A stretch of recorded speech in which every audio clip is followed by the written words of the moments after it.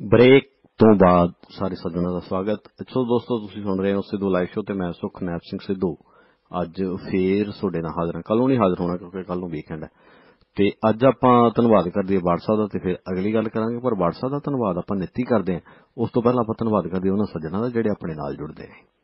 सो पिंड सिंधवां दोना जिला कपूरथला इत्थों दे वासी ते निवासी जिहड़े प्रवासी है सारिआं दा धन्नवाद। भाई जसविंदर सिंह मिसिसिपी वाले ते जसवंत सिंह सुत्ता साहब कनेडा तो ये अपने प्रोग्राम के स्पॉन्सर ने, इन्हां दा बहुत बहुत धन्नवाद। बाठ साहब स्वागत है जी तुहाडा भी, सत श्री अकाल। शुक्रिया, मेहरबानी सुखनैब जी। रेडियो चंद प्रदेसी के श्रोतियां नूं प्यार ते सत्कार भरी सत श्री अकाल। स्पॉन्सर किया जा रहा है सरदार कमलजीत सिंह जट्टा यूएसए वाले जी। बाठ साहब पंजाब दा खजाना गरीबां दे पीपे वांगू पहलां ही खड़की जांदा, खाली है ते बैंकां जिहड़ियां प्रवासी पंजाबी खाली करन लग गए जी। सुखनैब जी कदे चाहते नहीं सी कि असीं पंजाब दीआं बैंकां खाली करिए, ये तां साडी करतूती होण लगियां भाई। साडी मैं इस करके आख्या क्योंकि नुमाइंदे आपां चुने हुए आ जिहड़े पंजाब नूं गवर्न करदे आ, जिहड़े पंजाब नूं चला रहे ने, जिन्हां ने पंजाब दे ढांचे नूं चंगा माड़ा बनाउणा, ते ओह जिहड़े नुमाइंदे आपां चुन के भेजे आ सुख नाल इदां दे काम कीते आ कि इस वेले प्रवासी पंजाबी सोचदे आ कि भाई जो कुछ मैं अज तक सोचदा रहा ठीक सोचदा रहा जां गलत सोचदा रहा। वैसे तो औकड़ आउण ते मुसीबत आउण दे उत्ते बहुत ज्यादा पैर पछाण नहीं खिच्चने चाहिए, पर सुखनैब जी फिर भी अज तक का जो प्रवासी पंजाबियों का इतिहास रहा उन्हों का एक बहुत बड़ा वर्ग आप चंद लोगों को छड्ड दिंदे आ। वो सब तो पहला जो दिशा सैट हो जाते सी, पेपर बन जाने, सारा कुछ ठीक हो जाना, काम कर चल पे, वो पहली इन्वेस्टमेंट अपनी पंजाब च करते सी पैसे बचा के भाई मैं पिंड एक घर बनाना, पुराने घर में रेनोवेट करा लेना या पुराने घर में आके नवा बना लेना, पिंड रहना चाहते सी आके जो भी कदे 2-3 4 साल समा मिलता। उसके तो बाद उन्होंने अगली इन्वेस्टमेंट करनी कि भाई पिंड के माड़ा मोटा 1-2 खेत खरीद लीए, पुराना जिला मन के इन्वेस्टमेंट इस भी हो जाती सी। ये तो बाद उन्होंने बैंकों के खाते जरूर खुलाए सी, हालांकि व्यापार ते कारोबार उन्होंने विदेश च करना, रहना उन्होंने विदेश च है, उन्होंने अगली पीढ़ी ने पंजाब वालों परतना नहीं, उन्होंने सैटल उत्थे ही होना, पंजाब उन्होंने वापस ही नहीं होना अगली पीढ़ी के। पर ये बावजूद भी बहुते प्रवासियों ने पंजाब दीआं बैंकों च खाते खुलाए, उत्थे पैसे धेले जमा रखे, किसी का खेतों का ठेका भी आता तो भी कह देंगे कि भाई इत्थे ही बैंक अकाउंट देता कि ये ही पा दी, इत्थे खाते जमा होंगे तो जो आवांगे 4 पैसे ये तो इलावा पेंशन किसी की आती है तो भी इत्थे जमा रखदा। ये तो इलावा जो पंजाब आते हैं तो $4 तोड़वा के वो पैसे भी जान जमा करा देंगे, कभी खाता खाली नहीं करके जाते, क्योंकि पंजाब के नाल किसी भी कीमत के उत्ते जुड़े रहना चाहते थे। कई प्रवासी ऐसे ने जो हर साल आते हैं, अमेरिका कैनेडा न्यूजीलैंड आस्ट्रेलिया गए आ, उन्होंने दुनिया का कोई तीसरा मुल्क देखा ही नहीं होंदा, इको एक टीचा कि 8-10-11 महीने तक काम करना, 1 महीना 1.5 महीना 2 महीना जिन्ना भी उन्होंने काम की नेचर आग्ञा दिंदी है वो फिर पंजाब वास्ते पाते हैं। हालांकि जो पंजाब ना हुण तक सारी दुनिया के बड़े बड़े मुल्क जो उन्होंने देखे होने से जो हर साल उधरले पासे में तुरता, पर नहीं क्योंकि अटैचमेंट है, तुसी जो भावनात्मक तौर के उत्ते एक अपने खिते के नाल जिथे तुहाडा बचपन बीतिया उहदे नाल जुड़े हो तो फिर तुसी उहदे नाल कदे टुट नहीं सकते। पर हुण 3-4 मोटे-मोटे कारण हुए जिहदे करके प्रवासी पंजाबियों का दिल टुटिया, मन खट्टा होया कि पहले साडे नाल होई की जांदा। हुण सब तो पहला तो जो नोटबंदी लागू की है 35-40 दिन जिहड़े सी प्रवासी पंजाबियों को कहना पता सी जिहड़े दिमाग विच जलावा गया कि भाई साडे नाल आ पैसे उन्होंने भी बैंकों च अपने लग लग के लेने पे, किसी ने मिले तो किसी नहीं मिले, कई अपने काम कर अधे दूरी छड्ड के वापस ठीक है। सब तभी कहना कि भाई पैन कार्ड जो वो होना चाहिए, बैंक खाते के नाल जोड़ो, तुसी बहुत वड्डी मात्रा में पैसे कढवाने जो जमा कराने तो तुसी पैन कार्ड तो बिना नहीं करा सकते। ये तो बाद आधार कार्ड का चक्कर चल पे, भाई आधार कार्ड बनया होगा तो बैंक खाता रनिंग रहू नहीं तो नहीं रहू। हालांकि बाद में भारत की सरकार ने यह गल स्पष्ट भी कर दी कि जो NRIs ने, जो प्रवासी ने, उन्होंने आधार कार्ड की लोड़ नहीं, उन्होंने बैंक खाते के उत्ते किसी तरह की कोई रोक जी है नहीं लगेगी। पर इस वेले सुखनैब जी जो बहुत सारे प्रवासी पंजाब आए हुए ने, किसी ने बैंक च पैसे जमा कराने तो किसी ने कढवाने हैं, ਉਹਨਾਂ ਦੇ ਵਿੱਚੋਂ ਕਈ ਪ੍ਰਵਾਸੀ ਇੰਨੇ ਜ਼ਿਆਦਾ ਤੰਗ ਤੇ ਪਰੇਸ਼ਾਨ ਨੇ ਬੈਂਕਾਂ ਵਾਲਿਆਂ ਤੋਂ ਕਿ ਜੇ ਤਾਂ ਪੈਸੇ ਜਮ੍ਹਾਂ ਕਰਾਉਣ ਜਾਂਦੇ ਆ ਤਾਂ ਕਹਿ ਦਿੰਦੇ ਕੋਈ ਗੱਲ ਨਹੀਂ ਕਰਾ ਲਓ। ਜਿਹੜਾ ਕਹਿੰਦਾ ਕਿ ਭਾਈ ਮੈਨੂੰ ਪੈਸੇ ਚਾਹੀਦੇ ਆ ਤਾਂ ਥੋੜੀ ਜਿਹੀ ਵੱਧ ਮਿਲਦੀ ਚਾਹੀਦੇ ਆ, ਉਹਨੂੰ ਕਹੀ ਜਾਂਦੇ ਨੇ ਕਿ ਭਾਈ ਆਧਾਰ ਕਾਰਡ ਲੈ ਕੇ ਆਓ। ਜੇ ਆਧਾਰ ਕਾਰਡ ਦੇ ਉਹਦੇ ਤਾਂ ਤੁਹਾਡੇ ਪੈਸੇ ਜਿਹੜੇ ਨਿਕਲਣਗੇ, ਨਹੀਂ ਤਾਂ ਤੁਹਾਡੇ ਪੈਸੇ ਨਿਕਲਣੇ। ਹੁਣ ਬੰਦੇ ਦੇ ਕੋਈ ਭਾਰਤ ਦੀ ਆਈਡੀ ਕੋਈ ਨਹੀਂ, ਕਿਸੇ ਨੂੰ ਸਰਪੰਚ ਲਿਖ ਕੇ ਦੇ ਦਿੰਦਾ ਤੇ ਕਿਸੇ ਨੂੰ ਨਹੀਂ ਦਿੰਦਾ। ਤੇ ਜਦੋਂ ਤੁਹਾਡੇ ਕੋਲ ਆਈਡੀ ਵੀ ਕੋਈ ਨਹੀਂ, ਸਰਪੰਚ ਵੀ ਮਾੜਾ ਮੋਟਾ ਮੂੰਹ ਗੰਦਾ ਕਰਕੇ ਟੇਢਾ ਕਰਕੇ ਤੁਰਿਆ ਫਿਰਦਾ, ਤੁਸੀਂ ਆਧਾਰ ਕਾਰਡ ਅਪਲਾਈ ਵੀ ਕਰ ਦਿੱਤਾ, ਮੰਨ ਲਓ ਸਾਰਾ ਕੁਝ ਠੀਕ ਹੈ, ਜ਼ਰੂਰੀ ਥੋੜੀ ਹੈ ਕਿ ਆਧਾਰ ਕਾਰਡ ਤੁਹਾਡੇ ਇੱਥੇ ਹੁੰਦੇ ਆ ਜਾਏ ਤੁਸੀਂ ਆਪਣੇ ਤੌਰ ਤੇ ਉਹਦਾ ਪ੍ਰਿੰਟ ਆਊਟ ਲੈ ਸਕੋ।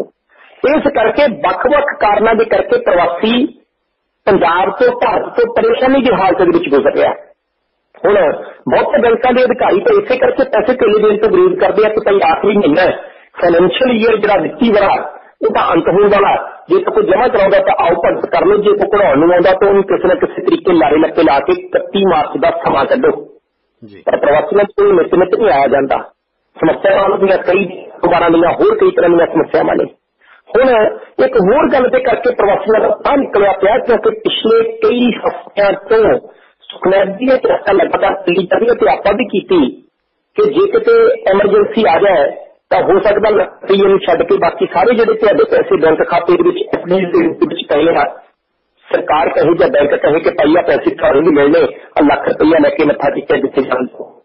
ਹੁਣ ਇਹ ਸਾਰੀਆਂ ਗੱਲਾਂ ਪ੍ਰਵਾਸੀਆਂ ਨੂੰ ਪਰੇਸ਼ਾਨ ਕਰਦੀਆਂ ਕਿ ਕਤਰਾ 16 ਘੰਟੇ ਕੰਮ ਕਰਦੇ ਹੈ, ਕੰਮ ਕਰਕੇ ਮਿਹਨਤ ਦੀ ਨਾਲ ਕਮਾਈ ਹੋਈ ਜਿਹੜੀ ਪੂੰਜੀ ਹੈ ਜੇ ਉਸ ਤਰੀਕੇ ਕਿਸੇ ਹੋਰ ਦੇ ਹੱਥਾਂ ਦੀ ਜਾਂ ਸਰਕਾਰੀ ਹੱਥਾਂ ਦੀ ਤਾਂ ਇਹਦੇ ਨਾਲੋਂ ਚੰਗਾ ਰਹਿਣਾ, ਜਿੱਥੇ ਵਪਾਰ ਕਰਨਾ, ਜਿੱਥੇ ਕਾਰੋਬਾਰ ਕਰਨਾ, ਜਿੱਥੇ ਬੱਚਿਆਂ ਨੇ ਆਉਣ ਵਾਲੇ ਸਮੇਂ ਵਿੱਚ ਆਪਣੀ ਜ਼ਿੰਦਗੀ ਦਾ ਇੱਕ ਬਿਹਤਰੀਨ ਟਾਈਮ ਬਤੀਤ ਕਰਨਾ, ਕਿਉਂ ਆਪਾਂ ਇੱਥੋਂ ਪੈਸੇ ਟ੍ਰਾਂਸਫਰ ਕਰਕੇ ਉੱਧਰ ਲੈ ਜਾਈਏ। ਹਾਲਾਂਕਿ ਦਿਲ ਬੜਾ ਨਿਰਾਸ਼ ਹੈ ਉਹਨਾਂ ਦਾ, ਜਿਹੜੇ ਉਹਨਾਂ ਅੰਦਰ ਖਾਤੇ ਕਿ ਅਸੀਂ ਜੋ ਕੁਝ ਪੰਜਾਬ ਦੇ ਬਾਰੇ ਚਿੱਤਦਿਆ ਸੀ, ਜੋ ਕੁਝ ਪੰਜਾਬ ਦੇ ਬਾਰੇ ਸੋਚਿਆ ਸੀ ਕਿ ਭਾਈ ਬੁਢਾਪਾ ਕੇ ਇੱਥੇ ਕੱਢਾਂਗੇ, ਜਦੋਂ ਸੇਵਾ ਮੁਕਤੀ ਦੀ ਉਮਰ ਆ ਗਈ ਵਿਦੇਸ਼ ਦੇ ਵਿੱਚ ਮੀਆਂ ਬੀਬੀ ਦੋਵੇਂ ਜਣੇ ਆ ਜਾਇਆ ਕਰਨਗੇ, ਬੱਚੇ ਉੱਥੇ ਕਮਾਈਆਂ ਕਰਨਗੇ ਤੇ ਆਪਾਂ ਫਿਰ ਬਹੁਤਾ ਜਿਹੜਾ ਸਮਾਂ ਖਾਸ ਤੌਰ ਤੇ ਸਤੰਬਰ ਅਕਤੂਬਰ ਲੈ ਕੇ ਮਾਰਚ ਅਪ੍ਰੈਲ ਤੱਕ ਪੰਜਾਬ 'ਚ ਬਿਤਾਵਾਂਗੇ। ਪਰ ਹੁਣ ਹਾਲਾਤ ਉਲਟੇ ਹੋ ਗਏ। ਜੋ ਅੰਕੜੇ ਸਾਹਮਣੇ ਆਏ ਆ ਤੇ 150 ਕਰੋੜ ਰੁਪਈਆ ਜਾਨੀ 150 ਕਰੋੜ ਰੁਪਏ NRI ਦੇ ਬੈਂਕ ਖਾਤਿਆਂ ਦੇ ਵਿੱਚੋਂ ਪਿਛਲੇ ਕੁਝ ਕੁ ਮਹੀਨਿਆਂ ਦੇ ਵਿੱਚ ਟ੍ਰਾਂਸਫਰ ਕੀਤੇ ਗਏ ਨੇ ਵਿਦੇਸ਼ੀ ਬੈਂਕ ਖਾਤਿਆਂ ਦੇ ਵਿੱਚ, ਉਹਨਾਂ ਦੇ ਆਪਣੇ ਜਿਹੜੇ ਵਿਦੇਸ਼ਾਂ 'ਚ ਬੈਂਕ ਨੇ ਉੱਧਰਲੇ ਪਾਸੇ। ਤੇ ਪਤਾ ਹੀ ਲੱਗ ਰਿਹਾ ਹੈ ਕਿ ਜਿੰਨੀ ਤੇਜ਼ ਗਤੀ ਦੇ ਨਾਲ ਪ੍ਰਵਾਸੀਆਂ ਨੇ ਇਸ ਡਰ ਦੇ ਕਰਕੇ, ਇਸ ਖੱਜਲ ਖਰਾਬੀ ਦੇ ਕਰਕੇ ਆਪਣੇ ਪੈਸੇ ਬੈਂਕਾਂ ਦੇ ਵਿੱਚੋਂ ਬਾਹਰਲੀਆਂ ਬੈਂਕਾਂ ਦੇ ਵਿੱਚ ਟ੍ਰਾਂਸਫਰ ਕਰਨ ਦੀ ਪ੍ਰਕਿਰਿਆ ਤੇਜ਼ ਕੀਤੀ ਹੋਈ ਹੈ, ਉਸ ਹਿਸਾਬ ਦੇ ਨਾਲ 2018 ਦੇ ਵਿੱਚ ਇਹ ਅੰਕੜਾ 1000 ਕਰੋੜ ਤੋਂ ਵੀ ਪਾਰ ਪਹੁੰਚ ਸਕਦਾ। ਹੁਣ ਇਹ ਆਪਣੇ ਆਪ 'ਚ ਬਹੁਤ ਵੱਡਾ ਅੰਕੜਾ ਬੈਂਕਾਂ ਦੇ ਲਈ ਏਡੀ ਵੱਡੀ ਸੈਟਬੈਕ ਹੋਣੀ ਹੈ ਕਿ ਜਿਹਦੇ ਤੋਂ ਪਾਰ ਪਾਉਣਾ ਉਹਦੇ ਲਈ ਸੰਭਵ ਨਹੀਂ ਹੋਣਾ, ਕਿਉਂਕਿ ਵੈਸੇ ਹੀ ਕੈਪਟਨ ਅਮਰਿੰਦਰ ਸਿੰਘ ਮੁੱਖ ਮੰਤਰੀ ਪੰਜਾਬ ਦੇ ਕਿਸਾਨ ਕਰਜ਼ਾ ਮਾਫੀ ਦੇ ਐਲਾਨ ਤੋਂ ਬਾਅਦ ਬਹੁਤੇ ਕਿਸਾਨਾਂ ਨੇ ਆਪਣੀਆਂ ਕਿਸ਼ਤਾਂ ਜਿਹੜੀਆਂ ਕਰਜ਼ੇ ਦੀਆਂ ਵਾਪਸ ਕਰਨੀਆਂ ਬੰਦ ਕਰਤੀਆਂ। ਬੈਂਕਾਂ ਤੇ ਤਾਂ ਉਹੀ ਭਾਰ ਨਹੀਂ ਝੱਲਿਆ ਜਾਂਦਾ ਤੇ ਜੇ ਕਿਤੇ ਪ੍ਰਵਾਸੀ ਪੰਜਾਬੀਆਂ ਨੇ ਆਪਣੇ ਪੈਸੇ ਧੇਲੇ ਇਸੇ ਰਫ਼ਤਾਰ ਦੇ ਨਾਲ ਵਿਦੇਸ਼ ਦੇ ਵਿੱਚ ਲੈ ਕੇ ਜਾਣੇ ਜਾਰੀ ਰੱਖੇ ਤਾਂ ਕੰਮ ਕਿਤੇ ਨਾ ਕਿਤੇ ਬੈਂਕਾਂ ਦੇ ਲਈ ਵਿੱਤੀ ਤੌਰ ਦੇ ਉੱਤੇ ਬਹੁਤੇ ਸੰਕਟ ਵਾਲਾ ਹੋ ਸਕਦਾ। ਹੁਣ ਹਾਲਾਤ ਕੀ ਨੇ? 50,000 ਕਰੋੜ ਰੁਪਈਆ ਦੁਆਬੇ ਦੇ 4 ਜ਼ਿਲ੍ਹਿਆਂ ਦੇ ਵਿੱਚ NRI ਦਾ ਜਮ੍ਹਾਂ ਬੈਂਕਾਂ ਦੇ ਅੰਦਰ, ਇਸੇ ਤਰੀਕੇ 25,000 ਕਰੋੜ ਰੁਪਈਆ ਮਾਲਵੇ ਦੇ 7 ਜ਼ਿਲ੍ਹਿਆਂ ਦੀਆਂ ਬੈਂਕਾਂ ਦੇ ਵਿੱਚ ਪ੍ਰਵਾਸੀ ਪੰਜਾਬੀਆਂ ਦਾ ਜਮ੍ਹਾਂ। ਤੇ ਜੇ 50,000 ਕਰੋੜ ਉਹ ਤੇ 25,000 ਕਰੋੜ 75,000 ਕਰੋੜ ਤਾਂ ਇਹਨਾਂ ਦੁਆਬੇ ਦੇ 4 ਜ਼ਿਲ੍ਹਿਆਂ ਦਾ ਤੇ 7 ਮਾਲਵੇ ਦੇ ਜ਼ਿਲ੍ਹਿਆਂ ਦਾ ਬਣਦਾ। ਤੇ ਜੇ ਇਹਦੇ ਚੌਥੇ ਪੈਸੇ ਵੀ ਸਿੱਧੇ ਖੱਬੇ ਹੋ ਕੇ ਵਿਦੇਸ਼ ਦੇ ਵਿੱਚ ਚਲੇ ਗਏ ਤਾਂ ਫਿਰ ਗੱਲ ਕਿੱਥੇ ਜਾਣੀ? ਪੰਜਾਬੀਆਂ ਬੈਂਕਾਂ ਦੀਆਂ ਬ੍ਰਾਂਚਾਂ ਦੇ ਪੱਲੇ ਰਹਿਣਾ ਕੀ ਹੈ? ਇਹ ਗੱਲ ਸਾਨੂੰ ਜਿਹੜੀ ਹੈ ਤੁਰੰਤ ਸੋਚ ਵਿਚਾਰ ਲੈਣੀ ਚਾਹੀਦੀ ਹੈ।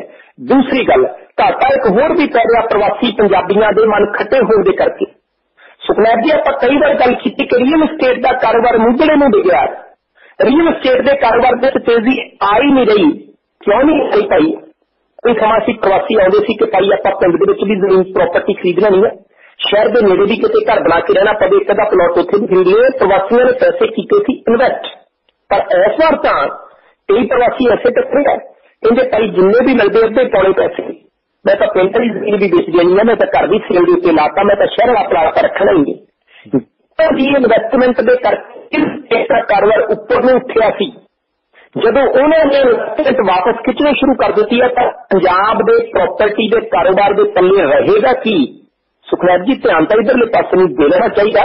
ਸੋ ਵੇਖਦੇ ਹਾਂ ਕਿ ਆਉਣ ਵਾਲੇ ਦਿਨਾਂ ਦੇ ਵਿੱਚ प्रवासी पंजाबियों का मोह प्यार पंजाब सूबे के प्रति किहो जिहा रहिंदा है, असीं उन्हां नूं किहो जिहा इत्थे वातावरण दिंदे हैं, किन्ना इत्थे छावां करदे हैं, भाई तुसीं आओ तुहाडी हर तरीके की वित्ती तुहाडी सरीरक अते मानसिक सुरक्षा असीं करांगे। ते जे इदां दा असीं उन्हां नूं भरोसा ना दे सके तां फिर आउण वाले दिनां दे विच उन्हां दा मन जिहड़ा अंदर अंदर रहूगा ही, भारत भी पंजाब दी वित्ती तौर दे उत्ते थोड़े संकट छासते जी। भट्ट साहब, राजनीति के परछावें दे हेठ दूजे सूबिਆਂ ਨੂੰ मिलदा कहंदे जी विशेष राज का दर्जा, ये किहड़ी शान है जी, किहड़ी छतरी है? सुखनाथ जी, तेलुगु देशम पार्टी के चंद्रबाबू नायडू ने जी चंद्री जी राजनीति शुरू की है ना, इस राजनीति ने एक बार फिर भारत के लोगों के सामने या पंजाब की राजनीति के नाल संबंध रखने वाले लोगों के सामने सवाल खड़े कर दिते कि भाई ये पहली गल है कि विशेष दर्जे का ये जन असल च है कि जिहदे पिछे बादल साहब भी भजे फिरदे सी कि सानूं भी दर्जा दे दिओ, कप्तान साहब भी एक बारी जाके बेनतियां करिया है केंद्र सरकार के कोल कि सानूं विशेष सूबे का दर्जा दे दिओ।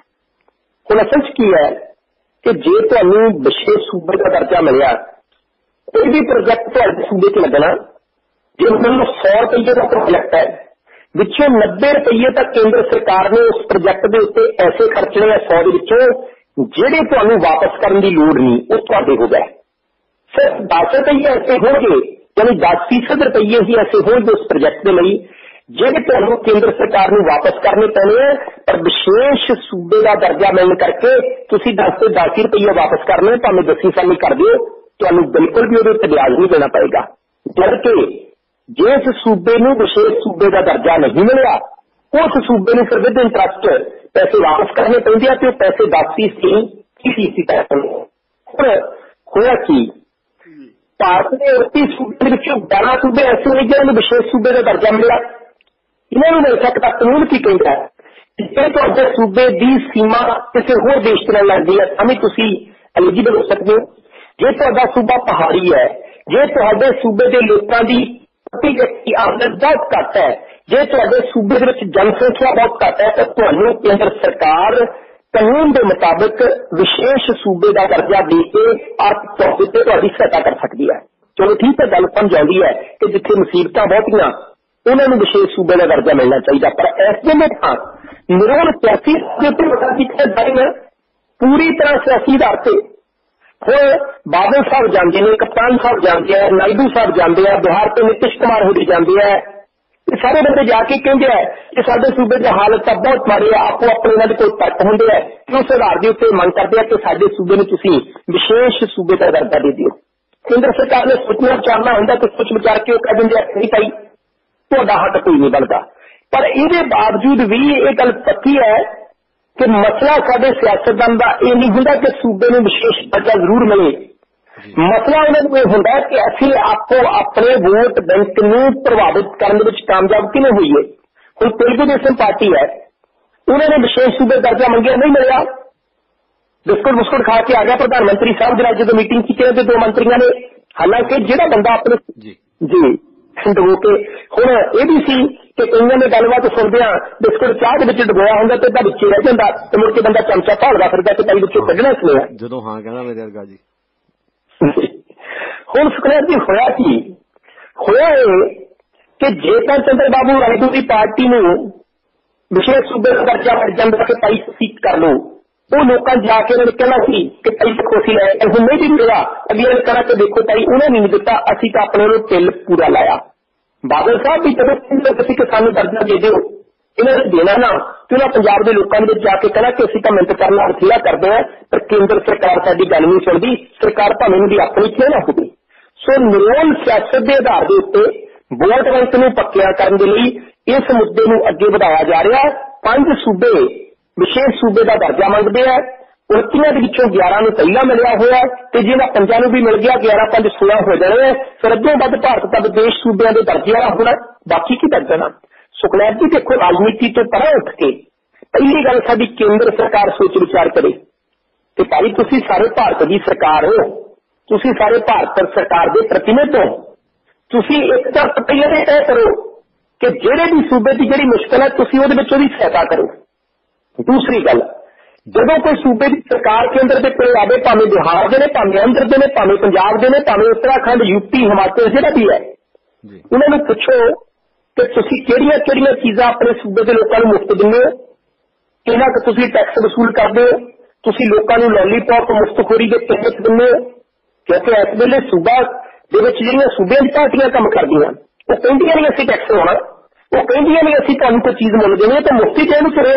ਤੇ ਜੇ ਇਹੀ ਹਾਲਾਤ ਰਹੇ, ਚੀਜ਼ਾਂ ਸਾਰੀਆਂ ਮੁਫਤ ਦੇ ਦੇਣੀਆਂ, ਵਿੱਤੀ ਤੌਰ ਤੇ ਸੂਬਿਆਂ ਦੇ ਭਾਂਡੇ ਵਿਕ ਜਾਣੇ ਹੈ, ਤੇ ਆਪਾਂ ਵਿਸ਼ੇਸ਼ ਸੂਬੇ ਦਾ ਦਰਜਾ ਲੈ ਕੇ ਜਿਹੜਾ ਕਟੋਰਾ ਫੜ ਕੇ ਉਧਰਲੇ ਪਾਸੇ ਨੂੰ ਠੂਠਾ ਫੜ ਕੇ ਤੁਰ ਪੈਣਾ।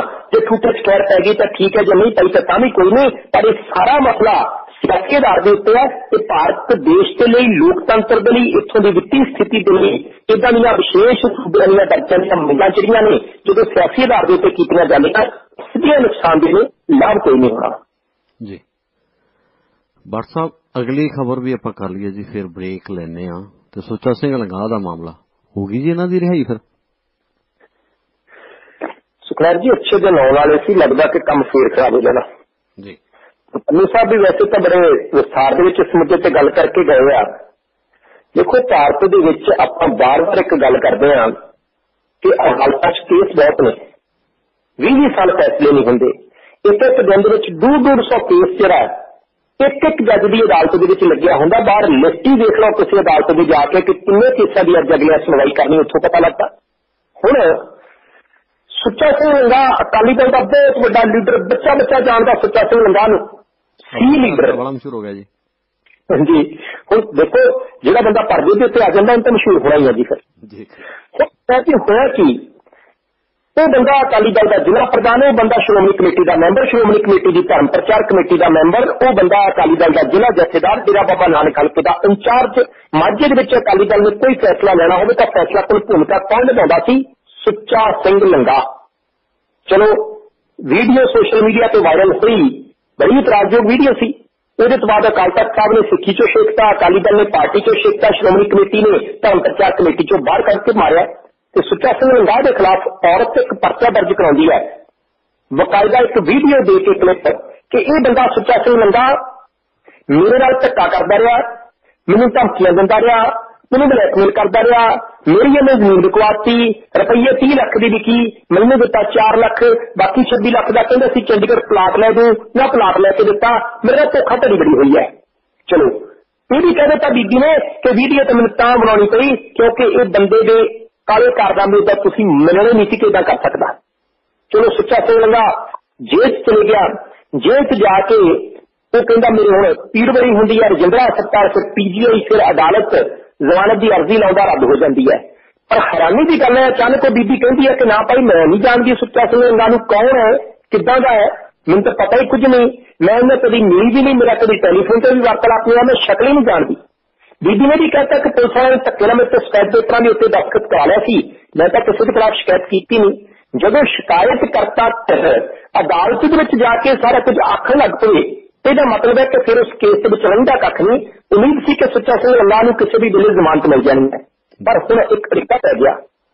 ਅੜਿੱਕਾ ਇਹ ਪੈ ਗਿਆ ਕਿ justice Ajit Singh Bains, Punjab human rights organisation, Singh Verka ਜਿਨ੍ਹਾਂ ਨੇ ਅੰਮ੍ਰਿਤਸਰ ਵਾਲਾ ਇੱਕ ਸੰਯੁਕਤ ਪਰਿਵਾਰ ਦੀ ਹੱਤਿਆ ਦਾ ਮਾਮਲਾ ਹਾਈਕੋਰਟ ਤੱਕ ਪਹੁੰਚਾਇਆ, ਇਹਨਾਂ ਸਾਰਿਆਂ ਨੇ ਇਸ ਮਾਮਲੇ ਦੀ ਪੁਲਿਸ ਪੜਤਾਲ ਕੀਤੀ। ਆਪਣੇ ਤੌਰ ਤੇ ਇੱਕ ਚਿੱਠੀ ਲਿਖੀ ਪੰਜਾਬ ਦੇ DGP ਸਾਹਿਬ ਨੂੰ, ਇੱਕ ਚਿੱਠੀ ਲਿਖੀ ਗਈ ਪੰਜਾਬ ਸਰਕਾਰ ਦੇ ਸਕੱਤਰ ਗ੍ਰਹਿ ਮਾਮਲੇ ਤੇ ਨਿਆਂ ਵਿਭਾਗ ਨੂੰ।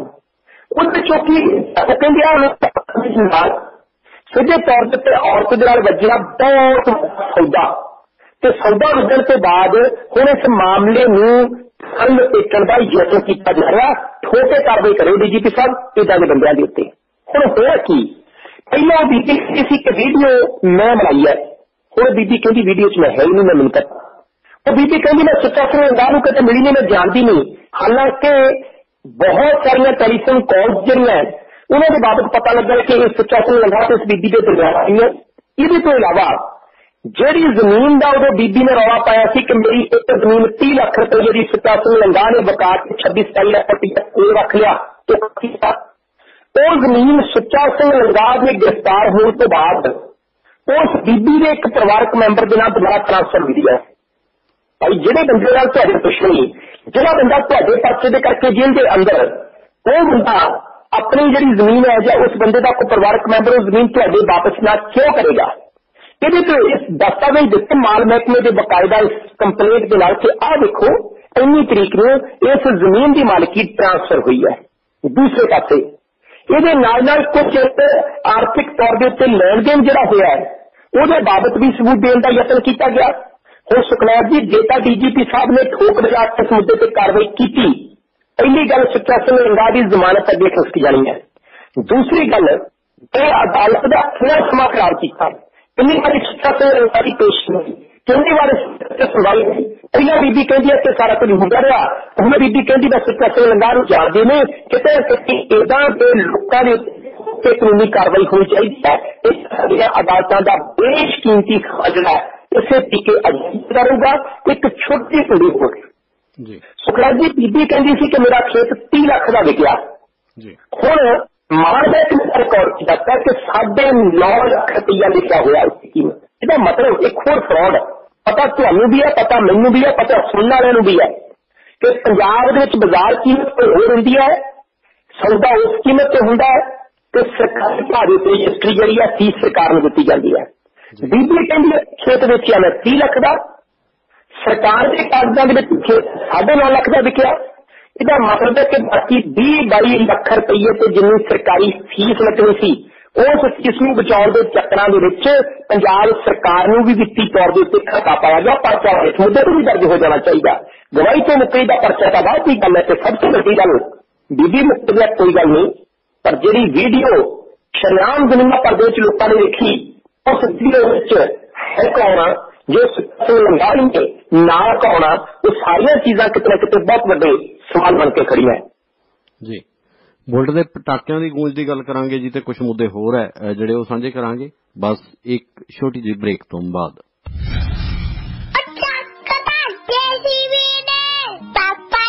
हाँ जी वड्डी जेसीबी ला रहे हो पापा, मैं वड्डी जेसीबी चलाउणी है। ओ पता ओदे वास्ते तां तैनू लाइसेंस बनाउणा पऊ है, नाले तू हजे निक्कागा ते नाले तैनू आ जेसीबी सिखणी पऊगी। ओ एडी किड्डी गल है, city truck and forklift driving school वाले है ना, ओ टोरंटो वाले। हाँ हाँ ओना तो सीख लो मेरा पुत वड्डा होके। जी हाँ, city truck and forklift driving school Toronto Ontario ਜਿਹੜੇ ਤੁਹਾਡੀ ਮਦਦ ਕਰ ਸਕਦੇ ਨੇ ਜੇ ਤੁਸੀਂ ਕਿਸੇ ਵੀ ਕਿਸਮ ਦਾ ਟਰੱਕ ਸਿੱਖਣਾ ਚਾਹੁੰਦੇ ਹੋ। ਇਹ bus, truck, forklift, excavator, backhoe loader, front end loader, bulldozer, skid steer, गल की हर तरह की हैवी मशीनरी चलाउणी सिखाउंदे ने ते लाइसेंस भी बना के दिंदे ने। ये पिछले 16 सालों तो इस खेतर विच तुहाडी सेवा विच लगे हुए ने। वधिया माहौल विच ते वधिया ढंग नाल ड्राइविंग सिखो ते ड्राइविंग दे फील्ड विच अपना वधिया फ्यूचर बनाउण लई कॉल करो 22 जग्गा दिओल 416 749 9449 416 749 9449 ते 416 299 3446 416 289 3446। City truck and forklift driving school, Toronto, Ontario.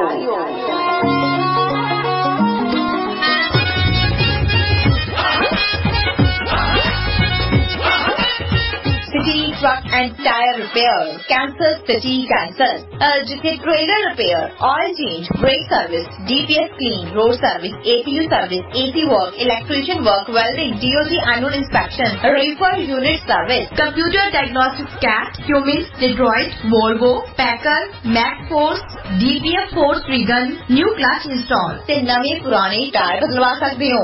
गल की इत्थे ट्रक, ट्रेलर ते टायर नाल संबंधित हर किस्म का काम कीता जांदा है। अमेरिकन ते चाइनीज दे मेजर टायर ब्रांड्स दे सर्टिफाइड डीलर्स ने। पता नोट करो, city truck tyre Kansas city Kansas ऐसे तुसी 2 बार से पहुंच सकते हो। जे तुसी हाईवे 70 तो आ रहे हो तो एग्जिट 420 तो कर सकते हो, तो जे तुसी हाईवे 35 तो आ रहे हो तो एग्जिट 234 ते 232 B तो भी कर सकते हो। ਵਧੇਰੇ जानकारी ਲਈ कॉल करो डीलर सिंहसराय 913 850 2804 9138502804 ਤੇ ਜਸਵਿੰਦਰ ਸਿੰਘ ਸਰਾਏ ਨਾਲ ਗੱਲ ਕਰ ਸਕਦੇ ਹੋ 913 980 9282 ਤੇ 9139809282 ਤੇ। City truck and tyre repair 565 south duck street, Kansas city Kansas. लो जी, ब्रेक तो बाद एक बार फिर सारे श्रोते सज्जनों का स्वागत। ਤੇ ਕਿਸਾਨ ਰੈਲੀ ਚ ਕੀਤੇ ਗਿਆ ਜੀ ਅਹਿਮ ਐਲਾਨ। ਸੁਖਨਾਬ ਜੀ, ਵੈਸੇ ਤਾਂ ਕਿਸਾਨਾਂ ਦੀਆਂ ਬਹੁਤ ਸਾਰੀਆਂ ਜਿਹੜੀਆਂ ਉਹ ਜਥੇਬੰਦੀਆਂ ਉਹ ਅਜੀਬੋ ਗਰੀਬ ਵਿਵਹਾਰ ਕਰਦੀਆਂ, ਏਦਾਂ ਦਾ ਵਿਵਹਾਰ ਕਰਦੀਆਂ ਕਿ ਲੱਗਦਾ ਹੁੰਦਾ ਕਿ ਆਪੋ ਆਪਣੇ ਮੁਫਾਦਾਂ ਤੋਂ ਉੱਪਰ ਉੱਠ ਕੇ ਕਿਸਾਨਾਂ ਦੀ ਗੱਲ, ਪੰਜਾਬ ਦੀ ਖੇਤੀਬਾੜੀ ਦੀ ਗੱਲਬਾਤ ਘੱਟ ਹੀ ਕਰਦੀਆਂ। ਪਰ ਹੁਣ ਭਾਰਤੀ ਕਿਸਾਨ ਯੂਨੀਅਨ ਏਕਤਾ ਉਗਰਾਹਾਂ ਨੇ ਬਰਨਾਲੇ ਦੇ ਵਿੱਚ ਇੱਕ ਰੈਲੀ ਕੀਤੀ। ਉਸ ਰੈਲੀ ਦੇ ਵਿੱਚ ਥੋੜੀਆਂ ਜਿਹੀਆਂ ਗੱਲਾਂ ਵੱਖਰੀਆਂ ਵੀ ਕੀਤੀਆਂ ਗਈਆਂ।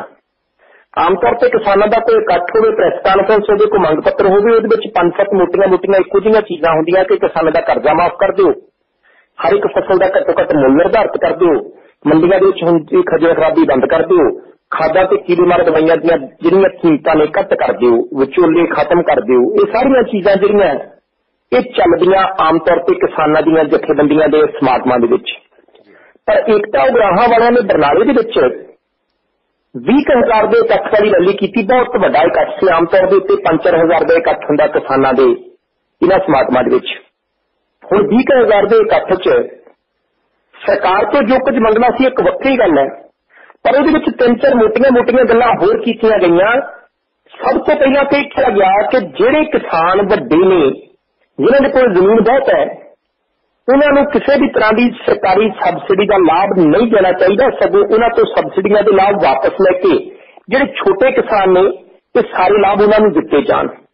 ਦੂਸਰੀ ਗੱਲ ਇਹ ਕਹੀ ਗਈ ਕਿ ਜਿਹੜੇ ਵੀ ਕਿਸਾਨ ਦੀ ਆਮਦਨ 25-30 ਲੱਖ ਰੁਪਈਆ ਸਾਲਾਨਾ ਹੈਗੀ ਹੈ, ਖਾਂਦਾ ਪੀਂਦਾ ਪਰਿਵਾਰ ਹੈ, ਉਹਨੂੰ ਇਨਕਮ ਟੈਕਸ ਦੇ ਦਾਇਰੇ ਦੇ ਵਿੱਚ ਲਿਆਂਦਾ ਜਾਵੇ, ਉਹ ਤੋਂ ਇਨਕਮ ਟੈਕਸ ਵਸੂਲਿਆ ਜਾਵੇ।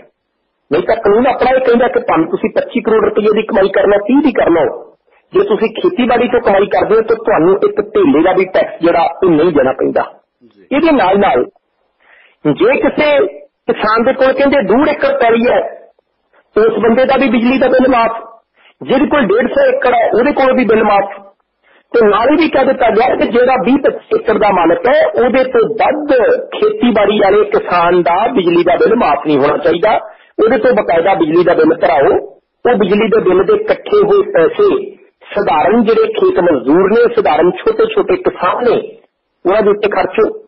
ਇਹਦੇ ਨਾਲ ਨਾਲ ਇੱਥੋਂ ਤੱਕ ਵੀ ਗੱਲ ਕੀਤੀ ਗਈ ਕਿ ਜਿਨ੍ਹਾਂ ਦੇ ਕੋਲ 17 ਏਕੜ ਤੋਂ ਵੱਧ ਜ਼ਮੀਨ ਹੈ, ਉਹਨਾਂ ਤੋਂ ਜ਼ਮੀਨ ਵਾਧੂ ਵਾਪਸ ਲੈ ਕੇ ਬੇਜ਼ਮੀਨੇ ਲੋਕਾਂ ਦੇ ਵਿੱਚ ਵੰਡੀ ਜਾਵੇ। ਚਲੋ ਚੀਜ਼ਾਂ ਸਾਰੀਆਂ ਇਹਨਾਂ ਨੇ ਜੋ ਕਹੀਆਂ ਉਹਨਾਂ ਦੇ ਵਿੱਚ ਕੁਝ ਨਾ ਕੁਝ ਤੱਥ ਨਜ਼ਰ ਆਉਂਦਾ ਹੈ।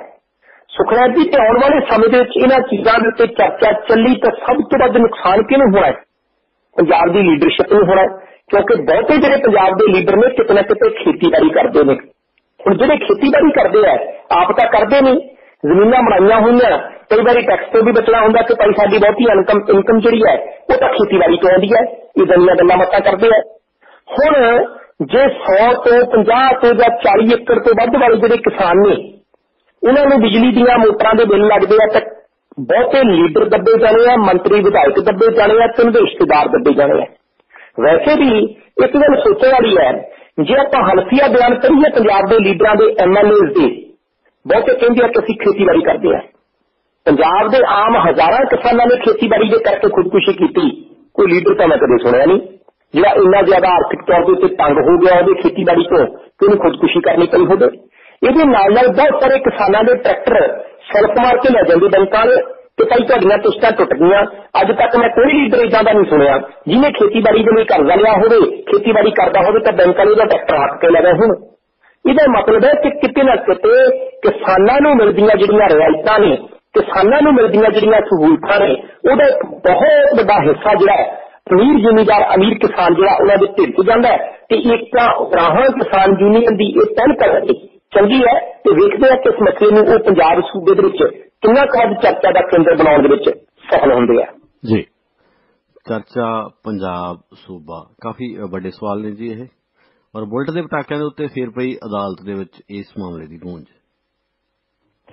ਸੁਖਨਾਬ ਜੀ, 1.5 ਹਫ਼ਤਾ ਪਹਿਲਾਂ ਆਪਾਂ ਰੇਡੀਓ ਪਰਦੇਸੀ ਦੇ ਸਰੋਤਿਆਂ ਦੇ ਨਾਲ ਜ਼ਿਕਰ ਕੀਤਾ ਸੀ ਕਿ ਚੰਡੀਗੜ੍ਹ ਦੇ ਇੱਕ ਡਾਕਟਰ ਨੇ ਪਰਮੀਤ ਗੋਇਲ, ਉਹਨਾਂ ਨੇ ਹਾਈ ਕੋਰਟ 'ਚ ਪਟੀਸ਼ਨ ਪਾਤੀ ਕਿ ਸਾਇਲੈਂਸਰ ਤਾਂ ਵਹੀਕਲ ਨੂੰ ਲਾਇਆ ਜਾਂਦਾ ਤਾਂ ਜੋ ਉਹਦੀ ਆਵਾਜ਼ ਕਾਬੂ ਦੇ ਵਿੱਚ ਰੱਖੀ ਜਾ ਸਕੇ, ਪਰ ਕਹਿੰਦੇ ਬੁਲਟ ਦੇ ਸਾਇਲੈਂਸਰ ਮੋਡੀਫਾਈ ਕਰਕੇ ਇਦਾਂ ਦੇ ਬਣਾਤੇ ਗਏ ਕਿ ਆਵਾਜ਼ ਪ੍ਰਦੂਸ਼ਣ ਦਾ ਬਹੁਤ ਵੱਡਾ ਕਾਰਨ ਬਣ ਗਿਆ। ਪਟਾਕੇ ਜਿੱਦਾਂ ਚੱਲਦੇ ਆ ਇਹ ਸਰੀਰਕ ਤੌਰ ਦੇ ਉੱਤੇ, ਮਾਨਸਿਕ ਤੌਰ ਦੇ ਉੱਤੇ ਸਾਡੇ ਲਈ ਬਹੁਤ ਨੁਕਸਾਨਦਾਇਕ ਨੇ।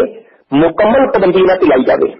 ਚਲੋ ਪਿਛਲੀ ਸੁਣਵਾਈ ਦੇ ਵੇਲੇ ਦੋਵੇਂ ਜਿਹੜੇ ਜੱਜ ਸਾਹਿਬਾਨ ਸੀ, ਜਸਟਿਸ ਅਜੇ ਕੁਮਾਰ ਮਿੱਤਲ ਤੇ ਜਸਟਿਸ ਅਨੁਪਿੰਦਰ ਸਿੰਘ ਗਰੇਵਾਲ, ਇਹਨਾਂ ਨੇ ਪਹਿਲਾਂ ਤਾਂ ਚੰਡੀਗੜ੍ਹ ਦੀ ਪੁਲਿਸ ਤੋਂ ਪੁੱਛਿਆ ਕਿ ਭਾਈ ਤੁਸੀਂ ਦੱਸੋ ਮੋਡੀਫਾਈ ਕਰਕੇ ਜਿਹਨਾਂ ਨੇ ਸਲੈਂਸਰ ਲਾਏ ਕਿੰਨੇ ਕੁ ਬੁਲਟ ਮੋਟਰਸਾਈਕਲ ਦੇ ਚਲਾਨ ਕੀਤੇ? ਉਹ ਕਹਿੰਦੇ 700 ਤੋਂ ਵੱਧ।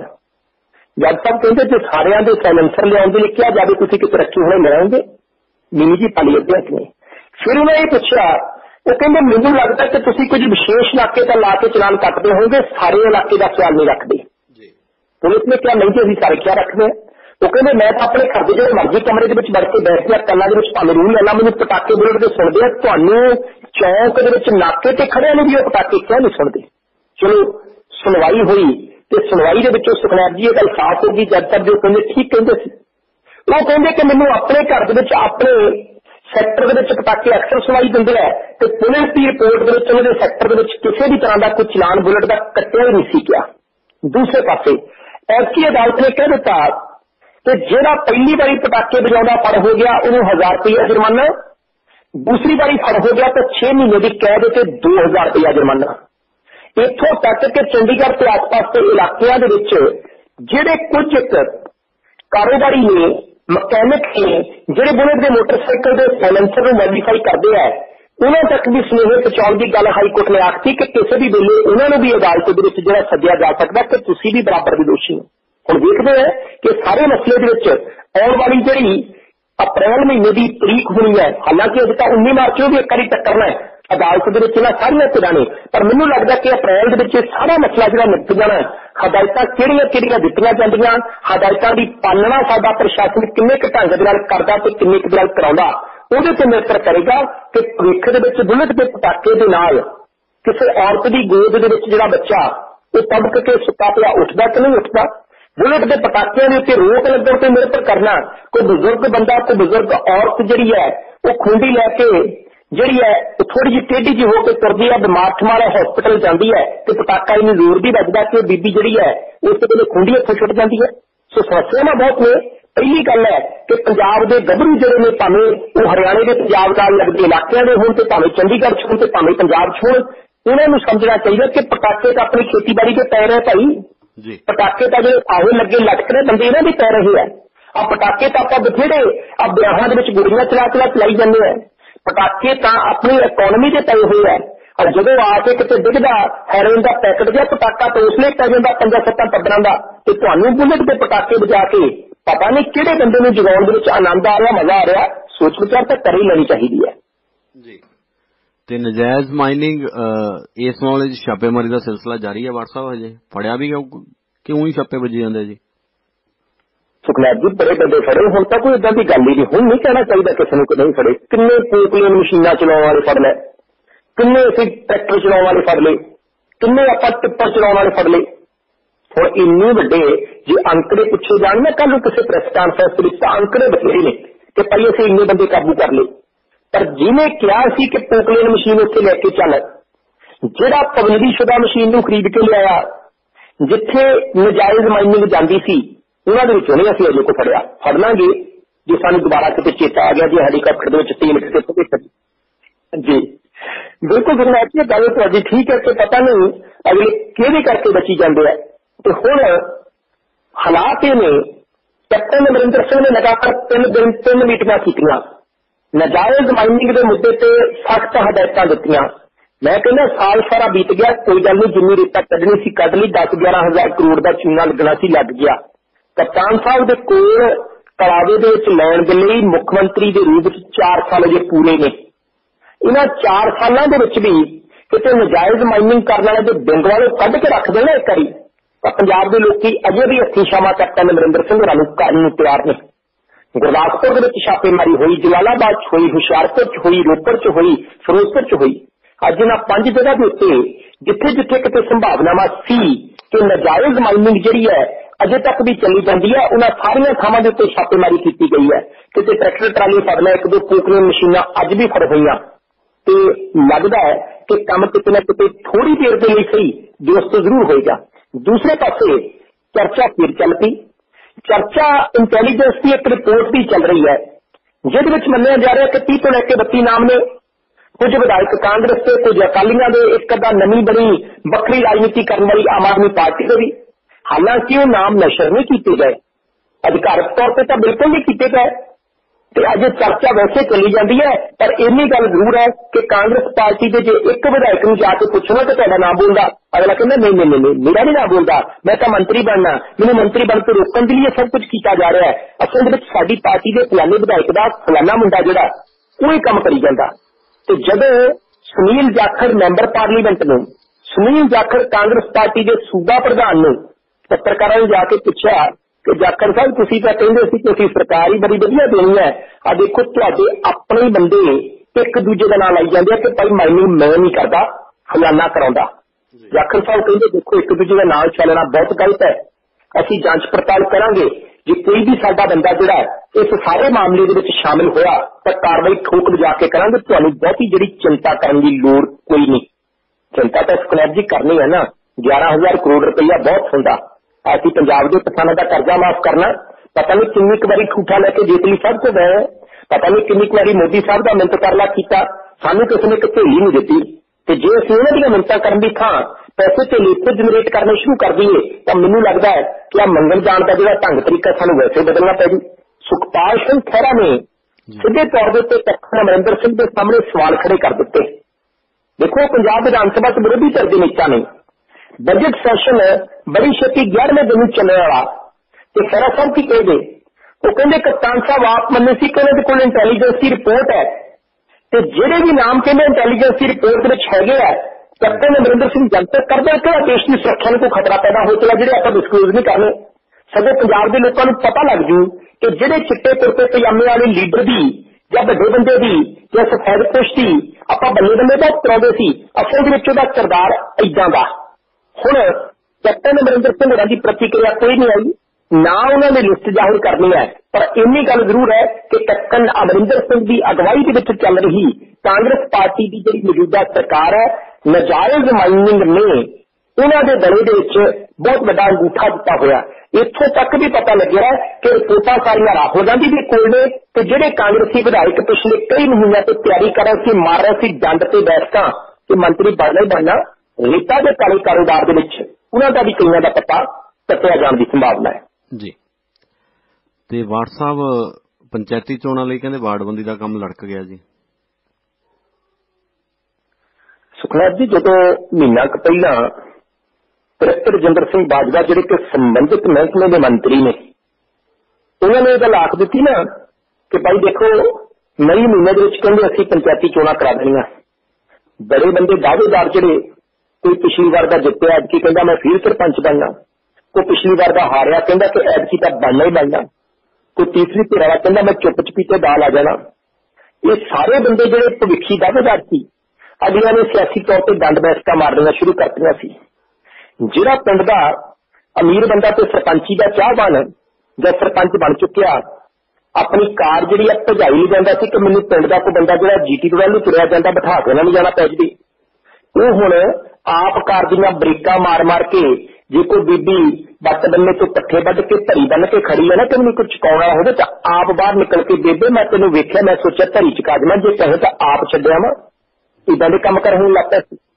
जिहड़े बंदे घर के बाहर बड़ा सारा कट्टा बन के रखते थे कि एवं ना कोई सवेरे सवेरे चुरा दे, वो बंदे हूँ 5:30 बजे उठ के नहा धो के 6:30 बजे किसी न किसी का दर खड़काई फिरते सी कि ताईया मैं सोचदा तुहाडे घर दे मेरे जिहड़ी गली है ना इत्थे सीमेंट पवाई दईए, बेबे टूटी तो नहीं लवानी सरकारी पानी वाली। अब 15-20 दिन हो गए इदां दा प्रक्रिया का प्रचार का काम बड़ा चली जाता सी पंजाब के पिंडां च, पर हुण इन्हां सारियां दीयां आसां थोड़ियां थोड़ियां धुंधलियां हो गईयां। सुखनैब जी क्यों धुंधलियां होईयां? क्योंकि पंजाब के पिंडां दे विच की वार्ड बनने में पिछली बार वांगू सरपंची की इलैक्शन तो सीधी होनी है कि सारे पिंड के लोग वोटां पाउणगे, सरपंच डायरैक्ट चुनिया जाऊगा, पर दूसरे पासे बदले हुए नियमां के मुताबिक ऐतकी भी पिंड के विच जिहने पंच बनना उहदे लई एक छोटा था राखवा कर दिता जाऊगा कि भई आ पहला नंबर वार्ड है, आ दूसरा वार्ड है, तुसीं इत्थों चोण लड़नी कर लो। वो वार्डबंदी का काम नहीं मुकम्मल होया ते जो वार्डबंदी का रिजर्वेशन का काम नहीं मुकम्मल होया तो जिहड़े कामकार 28 फरवरी तक मुकम्मल करने सी वो 31 मार्च तक लटके। उहदे तो बाद अप्रैल मई दे विच बकायदा नोटिफिकेशन जारी होएगा, बहुत सारियां चीज़ां छपवा के जिहड़ियां ਉਹ ਪ੍ਰਕਿਰਿਆ ਦਾ ਹਿੱਸਾ ਬਣਾਉਣੀਆਂ ਉੱਥੇ ਤੱਕ ਜਾਣਗੀਆਂ। ਮੈਨੂੰ ਨਹੀਂ ਲੱਗਦਾ ਕਿ ਜੂਨ ਦੇ ਅੰਤ ਜਾਂ ਜੁਲਾਈ ਦੇ ਪਹਿਲਾਂ ਹਫ਼ਤੇ ਦੇ ਵਿੱਚ ਪੰਚਾਇਤੀ ਚੋਣਾਂ ਹੋ ਸਕਦੀਆਂ। ਸੋ ਇਸ ਕਰਕੇ ਬਹੁਤੇ ਜਿਹੜੇ ਦਾਅਵੇਦਾਰ ਨੇ ਉਹਨਾਂ ਨੂੰ ਲੱਗਦਾ ਕਿ ਕੰਮ ਬੜਾ ਔਖਾ ਹੋ ਗਿਆ, ਕਿਉਂਕਿ ਜਿਹਨੂੰ ਪਤਾ ਲੱਗੇ ਨਾ ਕਿ ਫਲਾਨਾ ਬੰਦਾ ਸਰਪੰਚੀ ਦਾ ਚਾਹਵਾਨ ਹੈ, ਸ਼ਾਮ ਨੂੰ 4 ਵਜੇ ਤੁਰਨਗੇ ਤੇ ਐਵੇਂ ਜਿਹੜੇ ਮਾਰੀ ਜਾਣਗੇ ਕਿ ਭਾਈ ਛਿੱਟ ਲਵਾਈ ਜਾਊਗਾ ਸ਼ਾਇਦ। ਤੇ ਛਿੱਟ ਲਵਾਉਣ ਦੇ ਲਈ ਹੁਣ 3-4 ਮਹੀਨੇ ਦਾ ਸਮਾਂ ਜਿਹੜਾ ਬਹੁਤਿਆਂ ਨੂੰ ਲੱਗਦਾ ਕਿ ਕੰਮ ਓਵਰ ਬਜਟ ਹੋ ਜਾਏਗਾ। ਪਰ ਇੰਨੀ ਗੱਲ ਜ਼ਰੂਰ ਹੈ, ਜਦੋਂ ਅਕਾਲੀ ਦਲ ਤੇ ਭਾਰਤੀ ਜਨਤਾ ਪਾਰਟੀ ਦੀ ਸਰਕਾਰ ਸੀ, ਕਾਂਗਰਸੀ ਦੋਸ਼ ਲਾਉਂਦੇ ਸੀ ਕਿ ਇਹਨਾਂ ਨੇ ਪੰਚੀ ਦੇ ਵਾਰਡ ਆਪਣੇ ਢੰਗ ਤਰੀਕੇ ਨਾਲ ਬਣਵਾਏ ਹੈ। ਹੋਈ ਵੀ ਏਦਾਂ ਸੀ। ਜਿਹੜੇ ਬੰਦੇ ਨੂੰ ਲੱਗਦਾ ਸੀ ਕਿ ਸਾਡੀ ਸਰਕਾਰ ਹੈ ਤੇ ਮੈਂ ਪੰਚ ਬਣਨਾ, ਉਹ ਕਹਿੰਦਾ ਸੀ 2 ਘਰ ਪਾ ਦਿਓ ਮੇਰੇ ਬਾਅਦ ਚ, ਆਹ 2 ਘਰ ਕਰ ਦਿਓ, ਇਹਨਾਂ ਨੇ ਮੈਨੂੰ ਵੋਟਾਂ ਪਾਉਣੀਆਂ। ਤੇ ਹੁਣ ਪਤਾ ਲੱਗਿਆ ਕਿ ਜਿਹੜੇ ਕਾਂਗਰਸੀ ਉਸ ਵੇਲੇ ਅਕਾਲੀ ਦਲ ਦੁਆਰਾ ਵਾਰਡਬੰਦੀ ਦੇ ਵਿੱਚ ਕੀਤੀ ਜਾ ਰਹੀ ਦਖਲਅੰਦਾਜ਼ੀ ਦਾ ਠੋਕ ਕੇ ਵਿਰੋਧ ਕਰਦੇ ਸੀ, ਉਹਨਾਂ ਕਾਂਗਰਸੀਆਂ ਨੇ ਐਸੀ ਵਾਰਡ ਆਪਣੇ ਹਿਸਾਬ ਕਿਤਾਬ ਦੇ ਨਾਲ ਜਿਹੜੇ ਇਹ ਬਣਵਾਉਣੇ ਸ਼ੁਰੂ ਕਰ ਦਿੱਤੇ ਆ ਜੀ। ਸੋ ਸਲਾਰੀਆ ਹੋਰਾਂ ਨੇ ਇੱਕ ਨਵਾਂ ਮਾਮਲਾ ਦਰਜ ਕਰਤਾ ਜੀ ਸਿੱਧੂ ਦੇ ਉੱਤੇ, ਤੇ ਇੱਕ ਹੋਰ ਆਗੂ ਹੈ, ਉਹਦਾ ਨਾਂ ਹੈ, ਤੁਸੀਂ ਦੱਸੋਗੇ, ਮੈਂ ਭੁੱਲ ਗਿਆ। ਮਨਪ੍ਰੀਤ ਬਾਦਲ, ਸੁਖਨੈਬ ਜੀ ਦੋਨੇ ਕੈਬਨਿਟ ਮੰਤਰੀ ਤੇ ਸਲਾਰੀਆ ਸਾਹਿਬ ਕਹਿੰਦੇ ਕਿ ਭਾਈ ਮੈਂ ਨਹੀਂ ਸੁੱਕੇ ਜਾਣ ਦਿੰਦਾ। ਹੁਣ ਇਹ ਗੱਲ ਹੈ ਕਿ ਮੈਨੂੰ ਉਮੀਦ ਹੈ ਕਿ ਰੇਡੀਓ ਚੈਨਲ ਪ੍ਰਦੇਸੀ ਦੇ ਸਰੋਤਿਆਂ ਨੂੰ ਸਲਾਰੀਆ ਸਾਹਿਬ ਦਾ ਚੇਤਾ ਤਾਂ ਨਹੀਂ ਭੁੱਲਾ ਹੋਣਾ। ਇਹ ਸਲਾਰੀਆ ਸਾਹਿਬ ਬਹੁਤ ਵੱਡੇ ਕਾਰੋਬਾਰੀ ਨੇ ਤੇ ਇੱਕ ਹੋਰ ਬਹੁਤ ਵੱਡੇ ਕਾਰੋਬਾਰੀ ਰਾਮਦੌਰ ਦੇ ਬੜੇ ਨੇੜਲੇ ਬੰਦੇ ਨੇ। ਸਲਾਰੀਆ ਸਾਹਿਬ ਬਹੁਤ ਲੰਬਾ ਸਮਾਂ ਗੁਰਦਾਸਪੁਰ ਤੋਂ ਕਾਂਗਰਸੀ ਟਿਕਟ ਮੰਗਦੇ ਰਹੇ, ਗੱਲ ਨਹੀਂ ਬਣੀ, ਭਾਰਤੀ ਜਨਤਾ ਪਾਰਟੀ ਚਲੇ ਗਏ। ਫਿਰ 3 ਵਾਰੀ ਉਹਦੀ ਟਿਕਟ ਮੰਗੀ ਤੇ ਆਖਿਰਕਾਰ ਜਦੋਂ ਵਿਨੋਦ ਖੰਨਾ ਸਾਹਿਬ ਦਾ ਦੇਹਾਂਤ ਹੋਇਆ ਤੇ ਸੀਟ ਕੋਈ ਖਾਲੀ ਤੇ ਚੋਣ ਹੋਈ ਜ਼ਿਮਨੀ, ਉਹਦੇ ਵਿੱਚ ਫਿਰ ਭਾਰਤੀ ਜਨਤਾ ਪਾਰਟੀ ਵਾਲੇ ਕਹਿੰਦੇ ਕਿ ਚਲੋ ਅੱਜ ਕਿਹਨਾਂ ਤੱਕ ਦੇਖ ਲੈਂਦੇ ਆ। ਸਵਰਨ ਸਲਾਰੀਆ ਉਮੀਦਵਾਰ ਬਣਾਤੇ, ਸਲਾਰੀਆ ਸਾਹਿਬ ਉਮੀਦਵਾਰ ਬਣਾਤੇ। ਵਿੱਚ ਰੌਲਾ ਪੈ ਗਿਆ ਸੁੱਚਾ ਸਿੰਘ ਲੰਗਾਹ ਦਾ, ਵੱਡੇ ਛੋਟੇ ਪਰਦੇ ਵਾਲੀ ਫਿਲਮ ਦਾ। ਸਭ ਤੋਂ ਵੱਡਾ ਧੱਕਾ ਤਾਂ ਸੁੱਚਾ ਸਿੰਘ ਲੰਗਾਹ ਵਾਲੇ ਮਸਲੇ ਨੂੰ ਲਾਤਾ ਸੀ, ਇਲੈਕਸ਼ਨ ਤਾਂ ਉਦੋਂ ਹਾਰ ਗਿਆ ਸੀ। ਦੂਸਰੇ ਪਾਸੇ ਫਿਰ ਇਹਨਾਂ ਦਾ ਇੱਕ ਆਪਣਾ ਰੌਲਾ ਪੈ ਗਿਆ। ਮੁੰਬਈ ਦੇ ਵਿੱਚ ਰਹਿਣ ਵਾਲੀ ਇੱਕ ਬੀਬੀ ਹੈ ਹੋਸਟਸ, ਉਹ ਕਹਿੰਦੀ ਇਹ ਬੰਦਾ ਮੇਰੇ ਨਾਲ ਵਿਆਹ ਦਾ ਲਾਰਾ ਲਾ ਕੇ ਬਹੁਤ ਲੰਬਾ ਸਮਾਂ ਸਰੀਰਕ ਮੇਰਾ ਸ਼ੋਸ਼ਣ ਕਰਦਾ ਰਿਹਾ, ਮੇਰਾ ਕੁੱਟ ਕਟਾਪਾ ਵੀ ਕੀਤਾ ਜਦੋਂ ਮੈਂ ਮੰਗ ਕਰਦੀ ਸੀ ਕਿ ਭਾਈ ਮੇਰੇ ਨਾਲ ਵਿਆਹ ਕਰਾ, ਮੈਂ ਹਸਪੀਟਲ ਵੀ ਰਹੀ ਹਾਂ ਤੇ ਇਸ ਬੰਦੇ ਦੇ ਖਿਲਾਫ ਆ ਦੇਖੋ ਕੇਸ ਚੱਲਦਾ। ਉਸ ਬੀਬੀ ਦੇ ਬਿਹਾਫ ਦੇ ਉੱਤੇ ਬਹੁਤ ਸਾਰੇ ਕਾਂਗਰਸੀ ਲੀਡਰਾਂ ਨੇ ਸਵਰਨ ਸਲਾਰੀਆ ਦੀ ਸਿਆਸੀ ਤੌਰ ਤੇ ਫੱਟੀ ਗੁਰਦਾਸਪੁਰ ਦੇ ਵਿੱਚ ਜਾ ਕੇ ਪੁੱਛੀ ਤੇ ਹੁਣ ਸਵਰਨ ਸਲਾਰੀਆ ਨੇ ਮਾਨਹਾਨੀ ਦਾ ਇੱਕ ਮੁਕੱਦਮਾ ਕੀਤਾ ਹੈ ਗੁਰਦਾਸਪੁਰ ਦੀ ਸਥਾਨਕ ਅਦਾਲਤ ਦੇ ਵਿੱਚ। ਉਹ ਮੁਕੱਦਮਾ ਕੀਤਾ ਕੈਬਨਿਟ ਮੰਤਰੀ ਨਵਜੋਤ ਸਿੰਘ ਸਿੱਧੂ ਤੇ ਕੈਬਨਿਟ ਮੰਤਰੀ ਮਨਪ੍ਰੀਤ ਸਿੰਘ ਬਾਦਲ ਦੇ ਉੱਤੇ। ਉਹ ਕਹਿੰਦੇ ਜੀ ਦੇਖੋ ਮੈਂ ਇਹਨਾਂ ਨੂੰ ਪੂਰਾ ਮੌਕਾ ਦਿੱਤਾ ਕਿ ਤੁਸੀਂ ਮੇਰੇ ਖਿਲਾਫ ਜੋ ਨਾਪਸ਼ਾ ਬੋਲਿਆ ਉਹਦੇ ਬਾਬਤ ਮੇਰੇ ਤੋਂ ਮਾਫੀ ਮੰਗ ਲਓ ਜਨਤਕ ਤੌਰ ਦੇ ਉੱਤੇ ਤੇ ਮੈਂ ਤੁਹਾਡੇ ਤੇ ਕੇਸ ਨਹੀਂ ਕਰੂੰਗਾ। ਪਰ ਉਹਨਾਂ ਨੇ ਕਹਿੰਦੇ ਮਾਫੀ ਮੰਗੀ ਨਹੀਂ ਤੇ ਕੇਸ ਕਰਨਾ ਪਿਆ। ਹੁਣ ਸਵਰਨ ਸਲਾਰੀਆ ਕਹਿੰਦੇ ਕੀ ਹੈ, ਉਹ ਕਹਿੰਦੇ ਕਿ ਮੈਂ ਦੋਵਾਂ ਬੰਦਿਆਂ ਨੇ ਉਸ ਮੁੰਬਈ ਵਾਲੀ ਬੀਬੀ ਨੂੰ ਆਧਾਰ ਬਣਾ ਕੇ ਮੇਰੇ ਖਿਲਾਫ ਏਦਾਂ ਪ੍ਰਚਾਰ ਕੀਤਾ ਕਿ ਜਿਵੇਂ ਮੈਂ ਬਹੁਤ ਵੱਡਾ ਦੋਸ਼ੀ ਹੋਵਾਂ। ਪਰ ਉਹ ਕਹਿੰਦੇ ਕਿ ਮੇਰੇ ਖਿਲਾਫ ਕੋਈ ਦੋਸ਼ ਦਾ ਸਾਬਿਤ ਨਾ ਹੋਇਆ ਤੇ ਨਾ ਹੋ ਸਕਣਾ, ਇਸ ਕਰਕੇ ਇਲੈਕਸ਼ਨ ਹਰਾਉਣ ਦੇ ਲਈ ਮੇਰੇ ਅਕਸ ਨੂੰ ਧੁੰਦਲਾ ਕਰਨ ਦੇ ਲਈ ਇਹਨਾਂ 2 ਲੀਡਰਾਂ ਦੇ ਜਿਹੜੇ ਬਿਆਨ ਨੇ ਉਹਦੇ ਆਧਾਰ ਦੇ ਉੱਤੇ ਮੈਂ ਮਾਨਹਾਨੀ ਦਾ ਦਾਅਵਾ ਕਰ ਦਿੱਤਾ।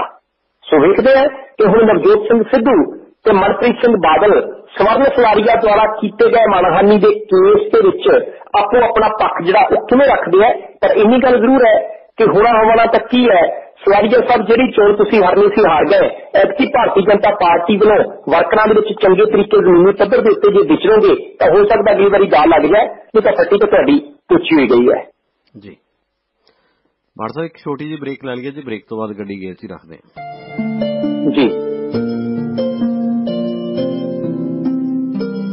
ਪੰਜਾਬ ਦਾ ਪਹਿਲਾ ਬਠਿੰਡੇ 'ਚ ਖੁੱਲ ਗਿਆ ਹੈ Garg hair transplant surgery clinic, ਜਿੱਥੇ ਗੰਜਰਵਾਲ ਦੀ ਸਮੱਸਿਆ ਦਾ ਹੱਲ ਕੀਤਾ ਜਾਂਦਾ ਹੈ। World famous latest 3rd generation FUE technique ਦੇ ਨਾਲ ਗਾਰੰਟੀਡ ਰਿਜ਼ਲਟਸ, ਬਿਨਾਂ ਟਾਂਕੇ, ਬਿਨਾਂ ਦਰਦ ਅਤੇ ਬਿਨਾਂ ਨਿਸ਼ਾਨ ਦੇ 1 day procedure, natural hairs, experience of 2500 cases, best quality at affordable price। Price जानने लिए अपने कंचेपन की फोटो 9814820590 ते व्हाट्सएप करो या फिर ईमेल आईडी ते फोटो सेंड करो।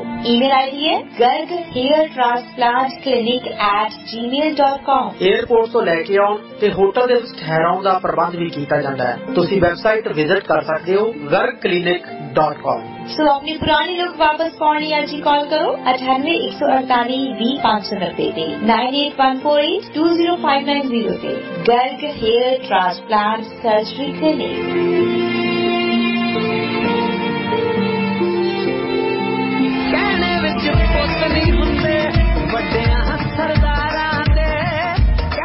कहने बिच पुत नहीं हुंदे। की गल ताया इन्ना बुरा हाल किता है? कोई दवाई दुई नहीं लई? कुड़िया दवाई डॉक्टर ने तो लिखते पर मैं लभदा फिरदा फार्मेसी लै ताया जा तू भी अपने शहर विनीपैग च तेरे घर दे कोल। अच्छा 1115 गेटवे रोड ते यूनिट 4 दे विच अच्छा नवी गेटवे फार्मेसी खुली है। ले होर ओथे पहुंच ते ओथे जाके राज ते विक्की नू मिलना। मैं अच्छा होर नाले तेनू बबल पैक बना के देणगे ताकि तेनू दवाई सही तरीके नाल ते सही टाइम ते लैनी तेनू पता चल जाए। अच्छा मतलब भुल जाता बंदा। हाँ वो पैक बना के दे देंदे है ना फिर ठीक है ना। नाले एक होर गल जे तू गोली नहीं लै सकदा तां दवाई दा लिक्विड भी बना देणगे। अच्छा मतलब पानी वांगू बना देणगे। बस तेनू समझ लग गई ताया। नाले ताया तेनू तो होर भी फायदा हो जू सीनियर्स लई 10% दा डिस्काउंट दिंदे आ। अच्छा साडे वर्गे बूढ़े बंदियां लई। हाँ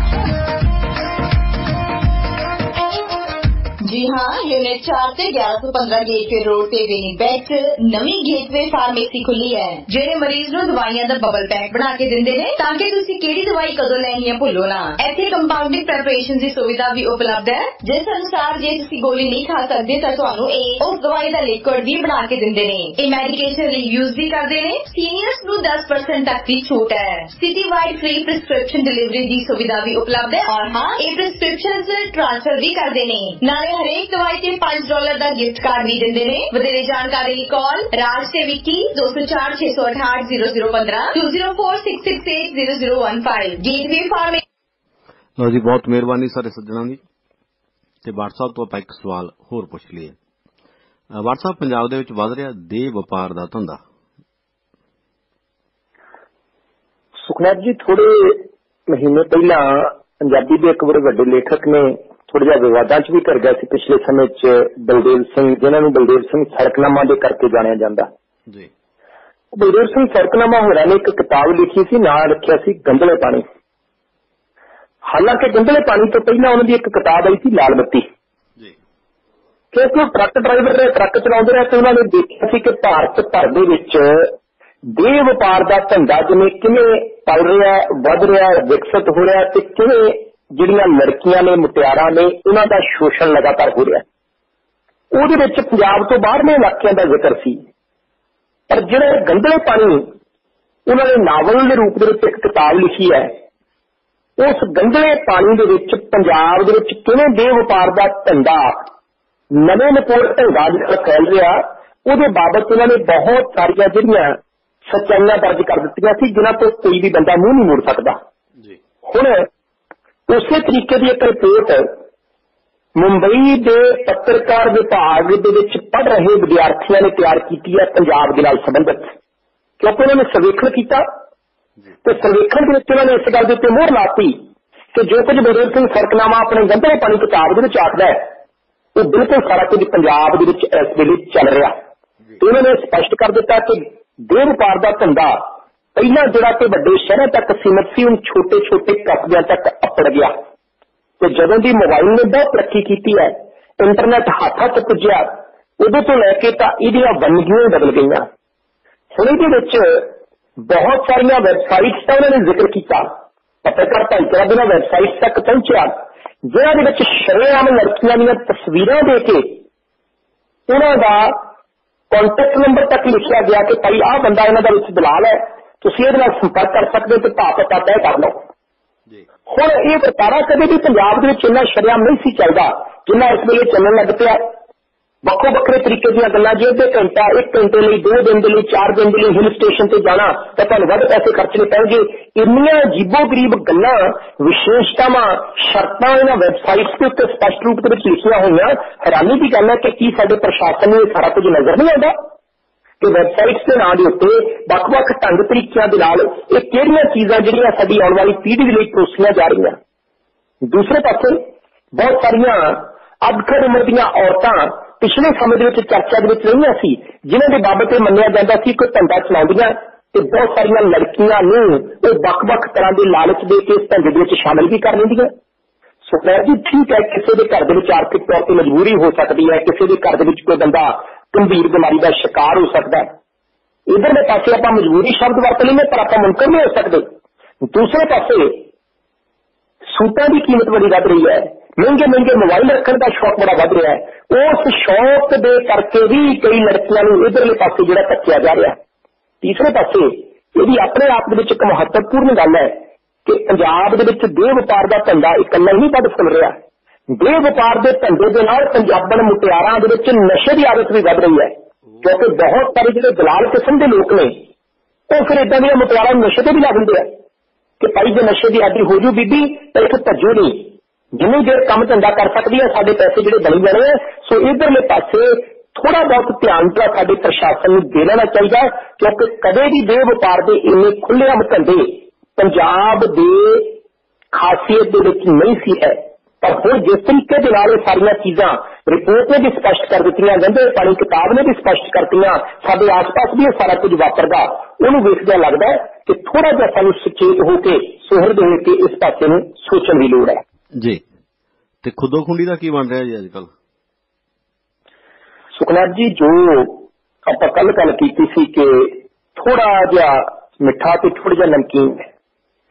भारतीय मुटियारां जिहड़ियां वो हॉकी की टीम लैके गईयां हुई दक्षिण कोरिया, 5 मैचों की उन्होंने लड़ी है।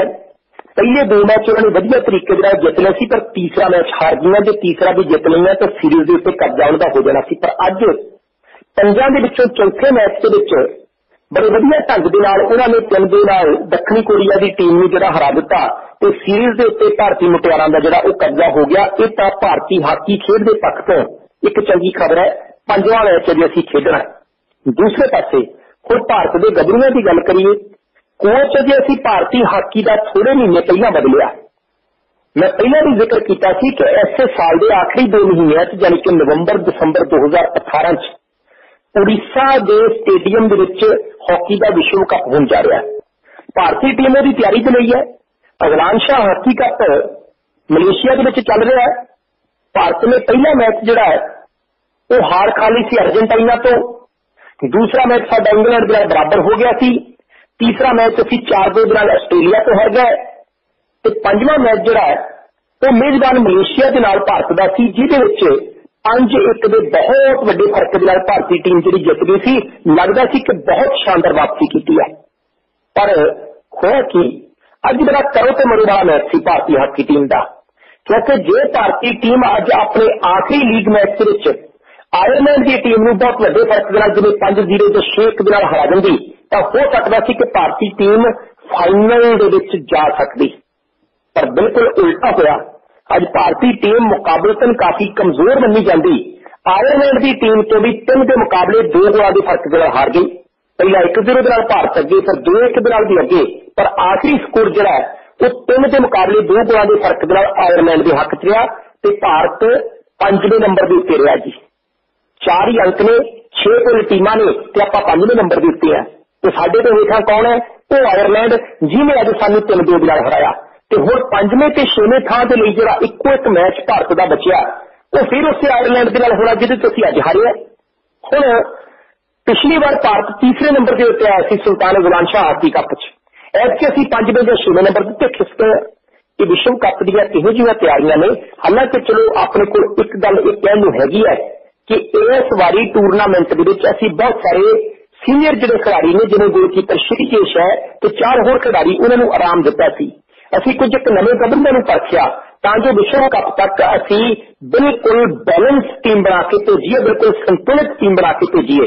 पर ना तो साडे कोल पेनल्टी कॉर्नर उन्हें चंगे तरीके लगे, ना साडे कोल मैदानी खेड दे विच गेम दे उत्ते बहुता कंट्रोल कर होया, ना असीं एक दूसरे खिडारी दे निक्के निक्के पास जिहड़ा है उहनूं ठीक ढंग दे नाल जिहड़ा अफेक्ट कर सके। ते बहुत बार असीं विरोधी टीम दी डी दे विच पहुंच के भी उस गोल दे मौके नूं गोल दे विच तब्दील करन च असफल होए हैं। ਸੋ ਜਿੰਨੀਆਂ ਵੀ ਕਮਜ਼ੋਰੀਆਂ ਸੁਲਤਾਨ ਅਜ਼ਲਾਨ ਸ਼ਾਹ ਹਾਕੀ ਕੱਪ ਦੇ ਵਿੱਚ ਸਾਡੇ ਸਾਹਮਣੇ ਆਈਆਂ ਨੇ, ਉਮੀਦ ਕਰਦੇ ਹਾਂ ਕਿ ਆਉਣ ਵਾਲੇ ਦਿਨਾਂ ਦੇ ਵਿੱਚ ਨਵੇਂ ਕੋਚ ਸਾਹਿਬ ਜਿਹੜੇ ਨੇ ਇਹਨਾਂ ਕਮਜ਼ੋਰੀਆਂ ਦੇ ਉੱਤੇ ਕਾਬੂ ਪਾ ਕੇ ਭਾਰਤੀ ਟੀਮ ਨੂੰ ਵਿਸ਼ਵ ਕੱਪ ਤੱਕ ਇੱਕ ਵੱਡੀ ਹਾਕੀ ਦੀ ਸ਼ਕਤੀ ਬਣਾ ਕੇ ਪੇਸ਼ ਕਰਨ ਦੇ ਵਿੱਚ ਕਾਮਯਾਬ ਰਹਿਣਗੇ ਜੀ। ਸੋ ਸਰੋਤੇ ਸੱਜਣਾ ਨੂੰ ਬੇਨਤੀ ਹੈ ਜੀ ਕਿ 1 ਮਿੰਟ ਤੋਂ ਬਾਅਦ ਜੇ ਕਿਸੇ ਨੇ ਵੀ ਕਾਲ ਕਰਨੀ ਹੈ WhatsApp ਦੇ ਵਾਸਤੇ ਤਾਂ ਕਰ ਸਕਦੇ ਹੋ। ਲਾਈਨਾਂ ਖੁੱਲੀਆਂ ਰਹਿਣਗੀਆਂ ਸਿਰਫ 1 ਮਿੰਟ ਦੀ ਬ੍ਰੇਕ ਤੋਂ।